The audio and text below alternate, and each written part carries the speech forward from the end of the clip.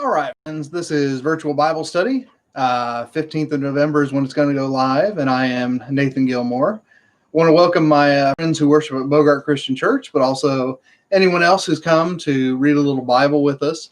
You should find this video on a playlist in which I am working my way through the book of Isaiah. My hope is that my resolve holds as well as my voice so that I can get through all of it, but one video at a time, right? So today we're going to have a look at Isaiah 7 and 8. We're aiming for 2 chapters per video. Last time, to remind you, we finished with the grand vision of Israel's destiny. Israel is going to be the place where all of the nations of all of the world come for instruction. The salvation of God is going to come to them there. But before that happens, the powers that currently govern Israel are going to be crushed, and only the righteous will be preserved. Now, this is certainly a word of doom for Israel as they know it there in the 8th century BC, but it's also a word of promise, and here's how it can be both. Those who decide to continue allying themselves with and putting themselves under the protection of the Jerusalem temple, the Jerusalem monarchy, all these sorts of things, they are doomed because of the corruption of both of those. On the other hand, those who align themselves with God's righteousness, which after all is what God delivered the people out of Egypt in order to establish, those people God will preserve. So this is a reminder to the people of Jerusalem. And by the way, when I say Israel, sometimes it's going to mean the northern kingdom based in Samaria. Sometimes it's going to mean the totality of the people who came out of Egypt. So I'll try to make clear here, these words are not going to the northern kingdoms. We're going to find out why in chapter 7. But instead, they're going to the people of Jerusalem and the surrounding areas. Okay? So in chapter 6, one of the more famous passages in the book of Isaiah, the prophet Isaiah narrates his call. So it's interesting, there have already been 5 chapters of a grand vision for Israel before the call narrative happens. Now we're going to get into some more granular things. We're going to get to some things that are more definitely situated there in the 8th century. All right. Some people have speculated that the first 5 chapters of Isaiah, come from a later time than the 8th century prophet. I tend not to think so because it's still talking about a kingdom whose capital is in Samaria, which isn't the case very long after the death of the historical prophet Isaiah in the 8th century, but that's not really an important bit. Isaiah has been called. The call comes to him in the Jerusalem temple, and the vision that he sees reminds him that God is much bigger than that temple. The presence of God, the gravity of God, the call of God cannot be confined even to something as grand as the Jerusalem temple, but rather the hem of God's robe fills the temple. Now, of course, we have to take this as non-literal if we're going to think about it theologically, because we do talk about God as being omnipresent. So God's robe, if we imagine God's robe, would be actually much bigger than even the temple. But in this vision, again, it is the proportions that are coming across, and artistically, that helps us, the faithful, to see what's going on here. This is the grandeur of God. And now we're going to find out what happens when Isaiah starts to talk to the royal court. For reasons that Isaiah doesn't take the time to really explain, Isaiah is able to go into the kings of Jerusalem and speak his prophecies to them. Of course, not every prophet in the Old Testament has that kind of access, but Isaiah does. So let's find out what happens. Chapter 7, verse 1, I'll be reading from the New Revised Standard Version. In the days of Ahaz, son of Jotham, son of Uzziah, king of Judah, King Rezin of Aram and King Pekah, son of Remaliah of Israel, went up to attack Jerusalem, but could not mount an attack against it. When the house of David heard that Aram had allied itself with Ephraim, the heart of Ahaz and the heart of his people shook, as the trees of the forest shake before the wind. So let's set a map in our minds. Ephraim is another name for the kingdom based in Samaria. So this is Israelites attacking Israelites. But the northern kingdoms are not alone. Instead, they have a new and a very powerful ally, namely the city of Damascus. Aram is what Isaiah calls it, modern day Syria. And this is one of the regional powers, to be sure. Much, much more powerful militarily than the Samaria kingdom or the Jerusalem kingdom. So this is serious stuff that's coming. The things that you would expect, you would look for allies, you would try to negotiate, you would try to do the sorts of things that, the sorts of things that rulers do when things like this happen. But as is often the case, Isaiah, you have to pardon me. I promise that I do talk to groups of people for a living. Isaiah has different ideas. So let's start in verse 3 of chapter 7. Then the Lord said to Isaiah, "Go out to meet Ahaz and your son Shear-Yashuv at the end of the conduit of the upper pool on the highway to Fuller Field." Where is it? Yes. "And say to him, take heed, be quiet, do not fear, and do not let your heart be faint because of these two smoldering stumps of firebrands, because of the fierce anger of Rezin and Aram and the son of Remaliah. Because Aram with Ephraim and the son of Remaliah has plotted evil against you, saying, let us go up against Judah and cut off Jerusalem and conquer it for ourselves and make the son of Tabeel king in it. Therefore, thus says the Lord God, it shall not stand, and it shall not come to pass, for the head of Aram is Damascus, and the head of Damascus is Rezin. Within 65 years, Ephraim will be shattered, no longer a people. The head of Ephraim is Samaria, and the son of Samaria is the son of Remaliah. If you do not stand firm in faith, you shall not stand at all." Now, Shear-Yashuv is an unusual sounding name, of course, and in Hebrew it means simply a remnant will return. And this is why I think, literally, the book of Isaiah gives us that grand sweeping vision of Israel in the first 5 chapters before it gets to the story of Isaiah, right? Because the vision that Isaiah is bringing to the city of Jerusalem is that a remnant will return. Jerusalem is not going to stand. The people are going to be carried off into exile, and only a remnant, only a fraction of them will return to the land. This is what we've seen, like I said, in the first 5 chapters, and now the child of Isaiah. So we see that these prophets were not a celibate order. They would have been married. Attest to that. We're going to see that Isaiah is going to name another child pretty soon. It's going to be, shall we say, a more familiar name. But the other thing is that, this prophecy says that within 65 years, both Damascus and Ephraim, which is shorthand for the kingdom of Samaria, they're both going to be wiped out. Now, the people of Israel don't know right now how they're going to be wiped out. We have a degree of hindsight, living as we do nearly 3,000 years in the future, in their future.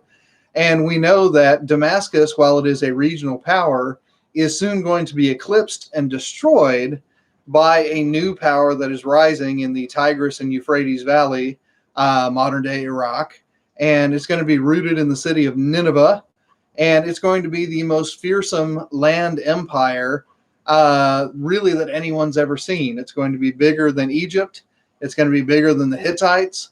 And when they come, what Isaiah is relaying to King Ahaz here is that, when they come, nothing that Damascus or Samaria can bring against them is going to be able to withstand. Let's keep going here.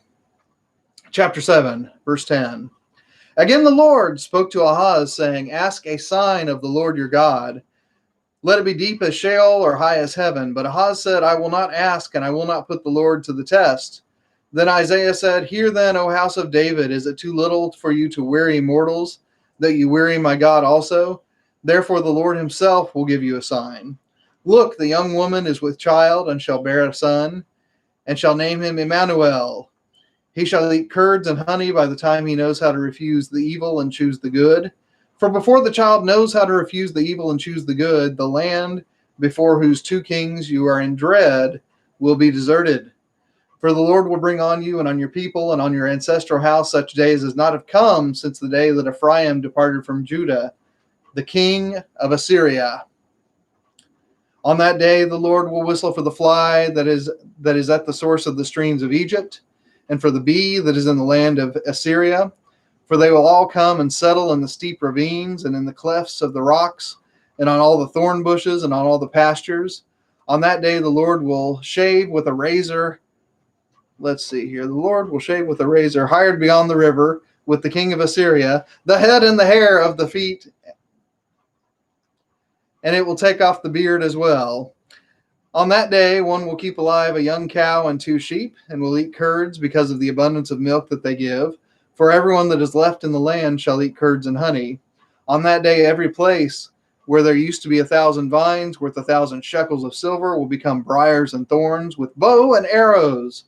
One will go there, for all the land will be briars and thorns. And as for all the hills that used to be hoed with a hoe, you will not go there for fear of briars and thorns, but they will be there a place where cattle are let loose and where sheep tread. So lots going on here.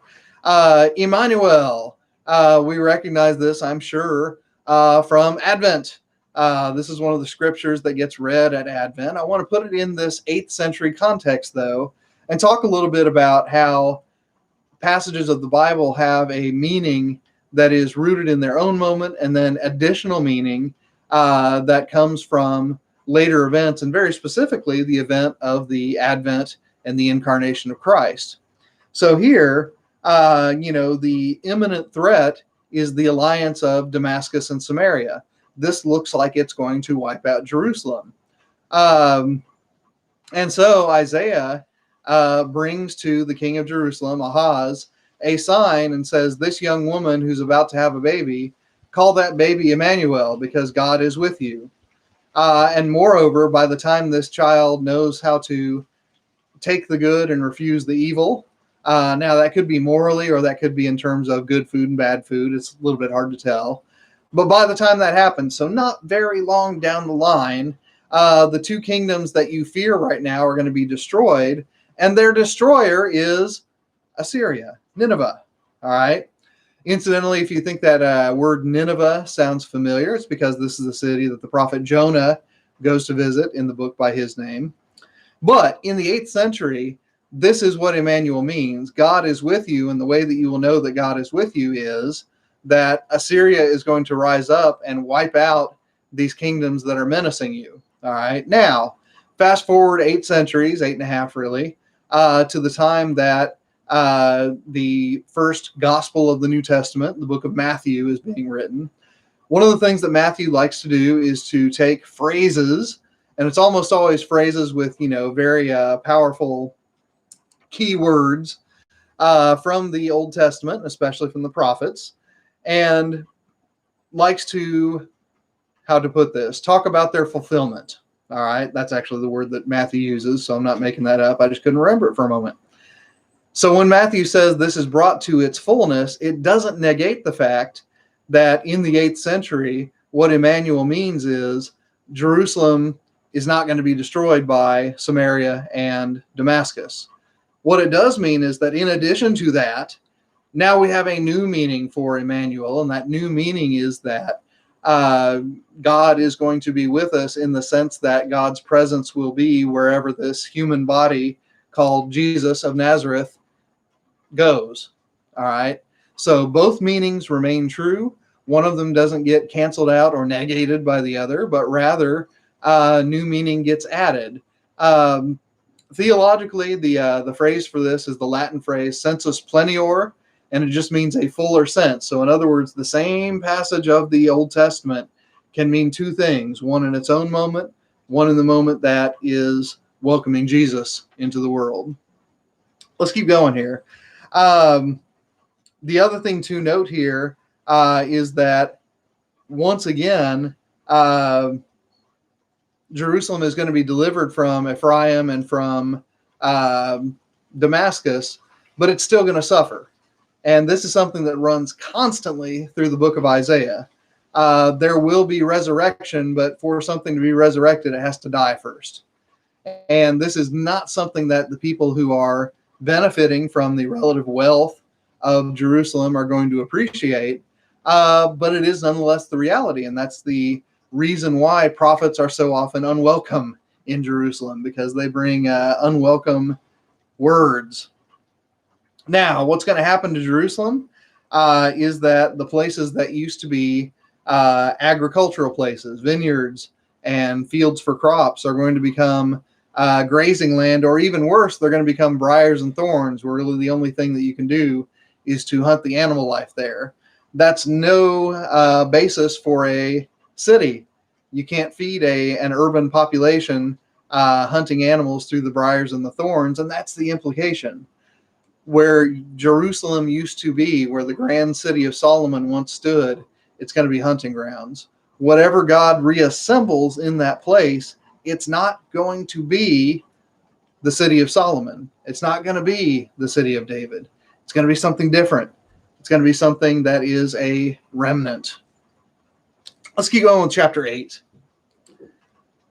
Then the Lord said to me, take a large tablet and write on it in common characters belonging to Maher-shalal-Hash-Baz, and have it attested for me by reliable witnesses, the priest Uriah and Zechariah, son of Jeberechiah.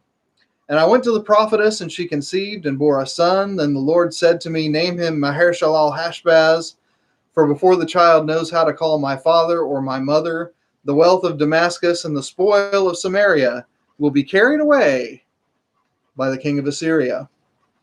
The Lord spoke to me again, because this people has refused the water of Shiloah that flow gently and melt in fear before Rezin, the son of Remaliah. Therefore, the Lord is bringing up against it the mighty flood waters of the river, the king of Assyria and all its glory. It will rise above its channels and overflow all its banks. It will sweep on into Judah as a flood, and pouring over, it will reach up to the neck. Its outsprings will fill the breadth of your land, O Emmanuel. So this is where, once again, the 8th century meaning of Emmanuel is very, very specific. It is the child of the young woman in the royal court. Some people have speculated it might be the daughter of King Ahaz. And it is the name of the people of Jerusalem and the surrounding area. This prophecy here is given to Emmanuel. And the prophecy is that God is going to deliver you from Damascus and from Ephraim, because God is fully capable of doing that. But because God has other plans, because God is a God of resurrection, and resurrection only comes usually in the Bible after a violent death. And remember what I said a couple weeks ago, the revolution really in resurrection teaching that St. Paul brings to it is to treat every kind of death as violent. But this resurrection will only come after the violent death of Jerusalem. And that violent death is going to come at the same hands that we saw destroy Ephraim or Samaria and Damascus, namely the king of Assyria. So that's what's coming down the pike. Now, we're going to be going on for about 30 chapters with that threat looming over us before the Assyrians show up. All right, so just try to remember that, because, obviously we're going to be doing a couple chapters a week, but every week, the doom of Jerusalem, Isaiah has already spoken. All right. At this point, that's what the people in the city have heard, and the righteous, they're going to be the ones saved. They all know this. Okay. Moving along, chapter 8. Then the Lord said to me, take a large tablet and write on it common characters. Whoops, I already did that. Verse 9. Oh, Maher-shalal-Hash-Baz. Let's talk about that. Maher-shalal-Hash-Baz is a very involved name. And in Hebrew, basically what it means is the treasure runs away and the prey, P-R-E-Y, retreats. So, again, kind of like She'ar Yashuv, this is, a prophecy against Jerusalem. All of the treasure is going away. not only of Ephraim and not only of Damascus, but also of Jerusalem. Now, verse 9. Sorry about that. I kind of false started there earlier, didn't I? Band together, you peoples, and be dismayed. Listen, all you far countries. Gird yourselves and be dismayed. Gird yourselves and be dismayed. Take counsel together, but it shall be brought to naught. Speak a word, but it will not stand, for God is with us. For the Lord spoke thus to me while his hand was strong upon me, and warned me not to walk in the way of this people, saying, do not call conspiracy. All this people calls conspiracy. Do not fear what it fears, or be in dread. But the Lord of hosts, him you shall regard as holy. Let him be your fear. Let him be your dread. He will become a sanctuary, a stone one strikes against. For both houses of Israel, he will become a rock one stumbles over, a trap and a snare for the inhabitants of Jerusalem. And among them shall and many among them, shall stumble. They shall fall and be broken. They shall be snared and taken.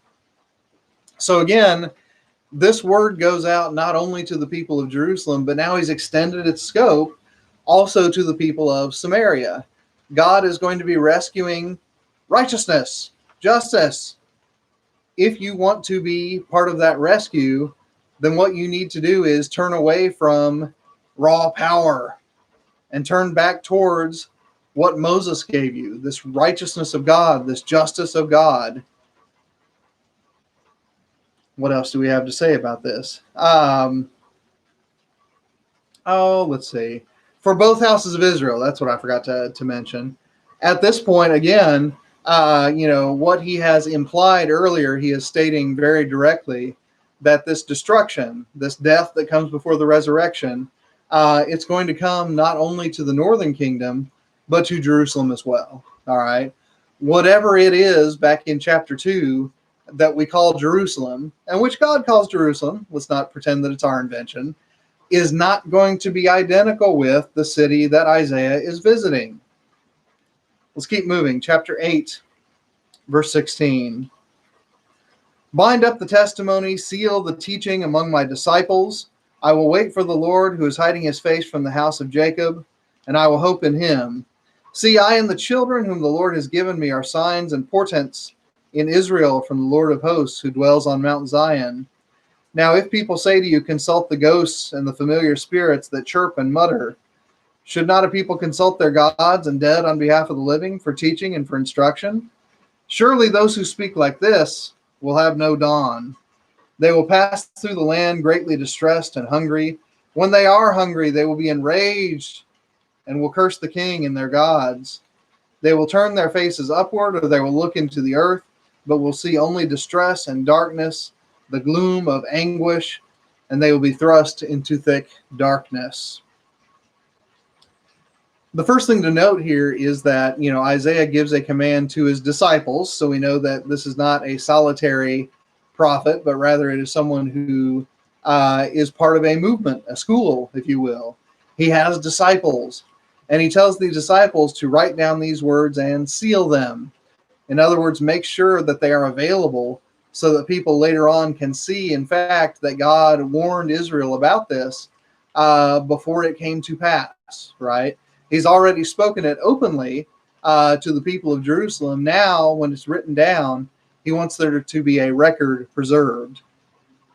Now, the other thing that he notes here is that the people of Israel, and here I'm talking about the entire land, both Samaria and Jerusalem, have a history of seeking out necromancers and clairvoyants and seers of various sorts in order to get, knowledge from beyond the scope of human ability.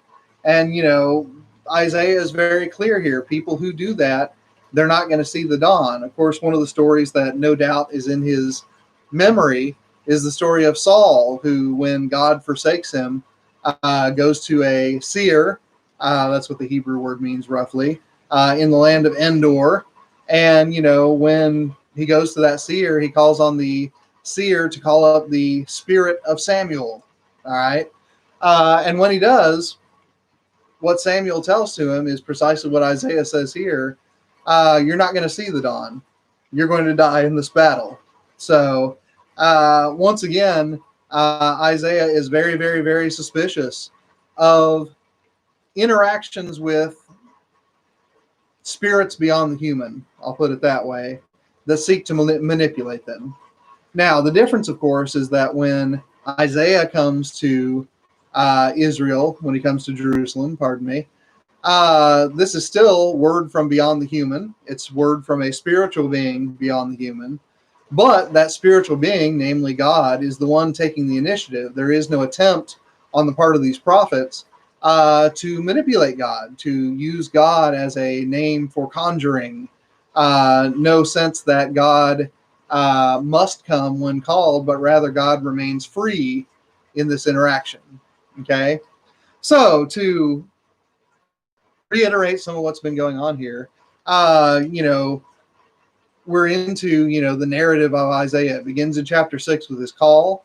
Now he has gone to the king and told him that this grand alliance that seems like it's threatening the very existence of Jerusalem, your call in the face of this is to remain faithful because God has God's own designs in mind. And you're not going to thwart God, but instead, and this is what I really want to kind of loop back and have you see, Isaiah says that even you, king, you can be part of what God saves if you are willing to maintain that faithfulness, if you're willing to seek justice, if you are willing to pursue righteousness.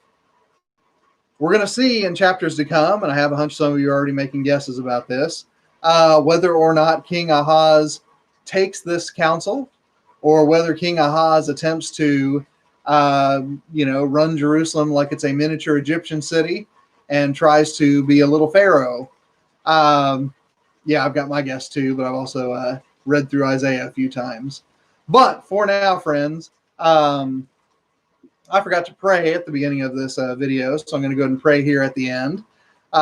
Pray with me, and then we'll wrap up this segment of virtual Bible study. God, as we receive these words and as we overhear what Isaiah is doing, use these texts, these scriptures, to call us to a faithfulness, one that listens for a word from God and lets that word give shape to the world we inhabit. Make us, God, people of the prophets, both in the sense of the justice that they call for and in the sense of the great trust that they insist upon. We thank you, God, for this opportunity to study your scriptures, and it's through Christ we pray. Amen. All right, friends, that's it for this one. Tune in next week for chapters 9 and 10.